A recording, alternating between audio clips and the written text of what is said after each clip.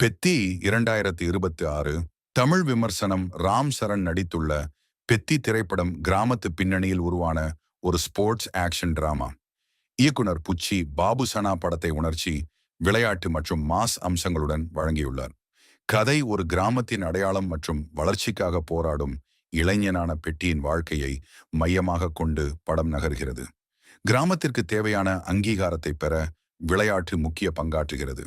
நடிப்பு ராம் சரண் படத்தின் மிகப்பெரிய பலம். அவரது உடல் மாற்றம், உணர்ச்சிகரமான காட்சிகள் மற்றும் மாஸ் தருணங்கள் ரசிகர்களை கவர்கின்றன.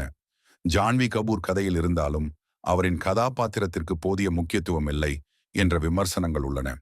சிவராஜ்குமார் மற்றும் ஜாகபதி பாபு தங்களது பாத்திரங்களில் நல்ல பங்களிப்பு செய்துள்ளனர்.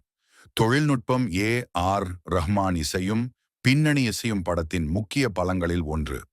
ரசிகர்கள் மற்றும் ஆரம்ப விமர்சனங்களில் இசைக்கு அதிக பாராட்டு கிடைத்துள்ளது. பலம் ராம் சரணின் நடிப்பு. கிராமத்து பின்னணி மற்றும் மாஸ் காட்சிகள் ராம் சரணின் நடிப்புதான்.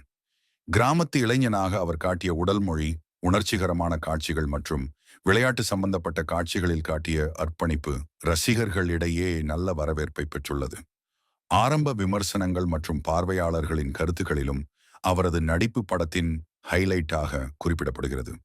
ஜான்வி கபூர் திரையில் அழகாக தோன்றினாலும் அவரது கதாபாத்திரத்திற்கு திரைக்கதையில் அதிக முக்கியத்துவம் இல்லை என்ற கருத்துக்கள் பல இடங்களில் வந்துள்ளன. சில விமர்சகர்கள் மற்றும் பார்வையாளர்கள் அவரது காதல் டிராக் கதைக்கு பெரிய தாக்கத்தை ஏற்படுத்தவில்லை என்று கூறியுள்ளனர். இருப்பினும் அவரது திரைப்பிரசன்னமும் ராம் சரணுடன் உள்ள கெமிஸ்ட்ரியும் ஓரளவு வேலை செய்துள்ளது. ராம் சரண் படத்தை தன் தோளில் சுமந்து செல்லும் அளவுக்கு சிறப்பாக நடித்துள்ளார். ஜான்வி கபூர் நல்ல திரைப்பிரசன்னம் இருந்தாலும் கதாபாத்திரம் இன்னும் வலுவாக எழுதப்பட்டிருக்கலாம். ஒரு வரியில், பெத்தி படத்தில் ராம் சரண் அசத்துகிறார், ஜான்வி கபூர் ஓகே, ஆனால் அவருக்கு கிடைத்த கதாபாத்திரம் முழு திறமையை வெளிப்படுத்தும் வகையில் இல்லை. விளையாட்டு காட்சிகளில் சில நல்ல தருணங்கள். கிரிக்கெட் படத்தின் முக்கியமான விளையாட்டு அம்சம் கிரிக்கெட் தான். கிராம மக்களின் பெருமை, ஒற்றுமை மற்றும் போராட்டத்தை கிரிக்கெட் போட்டிகள் மூலம் காட்டியுள்ளனர்.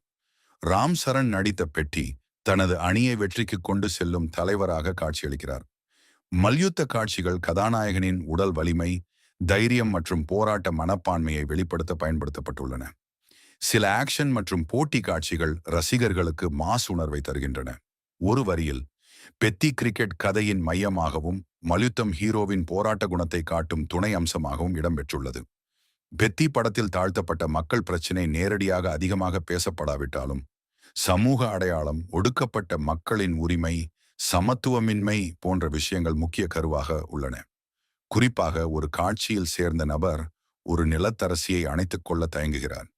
பின்னர் அந்த நிலத்தரசி அவரை கட்டியணைப்பது மூலம் சமூக ஏற்றத்தாழ்வை இயக்குனர் சுட்டிக்காட்டியுள்ளார். ஒடுக்கப்பட்ட மக்களின் அடையாளம் மற்றும் மரியாதைக்கான போராட்டத்தை காட்டுகிறது. ஒரு வரியில், பெத்தி என்பது சமூக சமத்துவம் மற்றும் மரியாதைக்கான போராட்டத்தை வலியுறுத்தும் படம்.